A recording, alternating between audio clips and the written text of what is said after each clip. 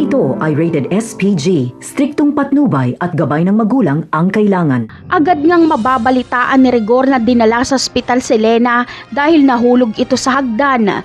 Kaya agad na pupunta si Rigor sa ospital. Hindi maaabutan ni Rigor si Tanggol dahil agad na aalis si Tanggol. Siya kasi ang itinuro ni Lena na tumulak daw umano sa kanya sa hagdan, kaya kailangang umalis agad ni Tanggol dahil baka may dumating pang mga pulis para mag-imbestiga. Samantala, abot langit na naman ang galit ni Rigor kapag magsumbong sa kanya si Lena. Sasabihin ni Lena na gusto siyang patayin ni Tanggol. Sa galit ni Rigor ay makikipagpatayan na siya kay Tanggol. Kapag muli niya itong makita ay tatapusin niya si Tanggol. Hindi kasi maaaring magkaso si Rigor dahil mabibisto ang relasyon nila ni Lena. Habang si Lena naman ay maayos lang ang lagay. Pangiti-ngiti lang siya dahil napapaikot niya si Rigor. Magkukunwari siyang masakit ang katawan para mas lalong makuha ang simpatsya ni Rigor.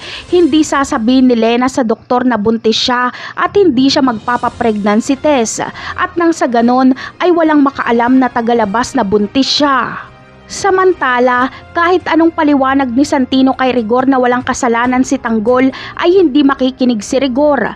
Bagkus ay mangangako siyang papatayin si Tanggol kapag muli niya itong makita.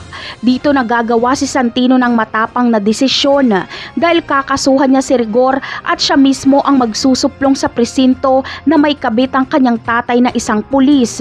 Hindi hahayaan ni Santino na dumating pa ang puntong mapatay ni Rigor si Tanggol. Yan ang aabangan natin sa mga susunod na episode. Paalam!